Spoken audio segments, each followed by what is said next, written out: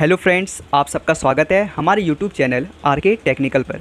इस वीडियो में हम लोग इलेक्ट्रॉनिक्स इंजीनियरिंग और इलेक्ट्रिकल इंजीनियरिंग दोनों में बेस्ट कौन रहेगा इस विषय पे बात करेंगे। इसके अलावा फ्यूचर में प्राइवेट सेक्टर और गवर्नमेंट सेक्टर दोनों में किस में कौन सा ब्रांच में ज़्यादा अपॉर्चुनिटी रहेगा इस विषय पे बात करेंगे। तो अगर आप हमारे चैनल पे न्यू हैं तो चैनल को सब्सक्राइब कर दें और बेल आइकन को भी प्रेस कर दें। तो आइए वीडियो को स्टार्ट करते हैं।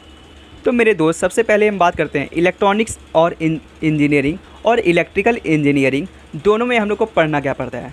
तो आप लोग को जैसे कि पता होगा कि इलेक्ट्रिकल इंजीनियरिंग में बेसिकली हम लोग पावर का जनरेट करते हैं और पावर का सप्लाई करते हैं। वहीं इलेक्ट्रॉनिक्स में जो पावर जनरेट हुआ है उस पावर को हम लोग यूज़ करते हैं इलेक्ट्रिकल इक्विपमेंट के यूज़ में। सिंपल वर्ड्स में कहें तो बात करते हैं सिलेबस। तो आप इलेक्ट्रिकल इंजीनियरिंग लेते हो, उसमें भी आप लोग को बेसिक इलेक्ट्रॉनिक्स, चाहे पावर इलेक्ट्रॉनिक्स, डिजिटल इलेक्ट्रॉनिक्स, आपको इलेक्ट्रॉनिक्स पढ़ना ही पड़ता है।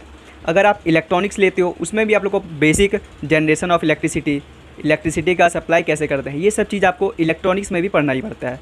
तो आप दोनों में जो भी लें आपको पढ़ना लगभग दोनों से रिलेटेड पढ़ना पड़ता है। अब बात करते हैं प्राइवेट सेक्टर में किसका जॉब ज़्यादा रहता है।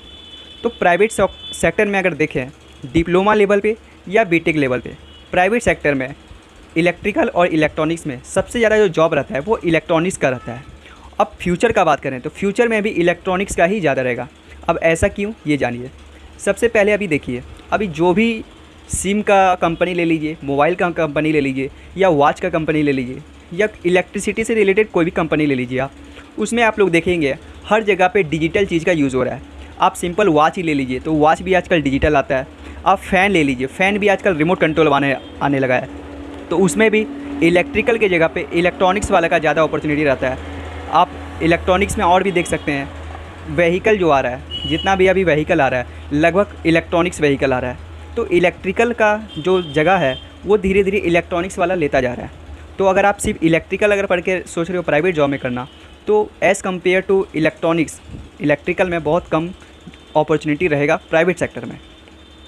वहीं बात करते हैं गवर्नमेंट सेक्टर में। तो गवर्नमेंट सेक्टर में इलेक्ट्रिकल वाला जहाँ 100 स्टूडेंट्स को अगर जॉब लगता है वहाँ इलेक्ट्रॉनिक्स का 1 या 2 मुश्किल से लगता है। मतलब गवर्नमेंट सेक्टर में इलेक्ट्रॉनिक्स का सीट लगभग ना के बराबर रहता है। बट फ्यूचर में हो सकता है इलेक्ट्रॉनिक्स पे भी जोर पड़े, क्योंकि चाइना से बहुत सारा इलेक्ट्रॉनिक्स आइटम है जो आना बंद हो चुका है कम्प्लीटली। तो बहुत सारे कंपनी जो है वो इंडिया में इंपोर्ट कर रही है अपना कंपनी। तो वहाँ पे आप लोग इलेक्ट्रॉनिक्स वाले के लिए और ज़्यादा अपॉर्चुनिटी मिल जाता है कि वहाँ पे भी वो जॉब्स कर सकते हैं। तो अगर मेरी माने तो अगर आप फ्यूचर में प्राइवेट जॉब अगर करना चाहते हैं और अच्छा खासा पैकेज लेना चाहते हैं तो आप इलेक्ट्रॉनिक्स इंजीनियरिंग लें। वहीं आप अगर गवर्नमेंट में आपको जॉब करना है तो आप इलेक्ट्रिकल इंजीनियरिंग लें।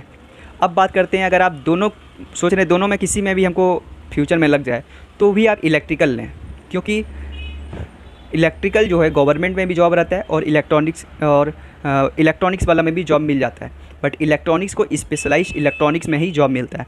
बट इलेक्ट्रॉनिक्स का पैकेज जो रहता है as compare to electrical private sector में ज़्यादा रहता है। तो इस वीडियो में इतना ही। ऐसे ही इन्फॉर्मेटिव वीडियो पाने के लिए चैनल को सब्सक्राइब करके जुड़ जाएं। Thank you.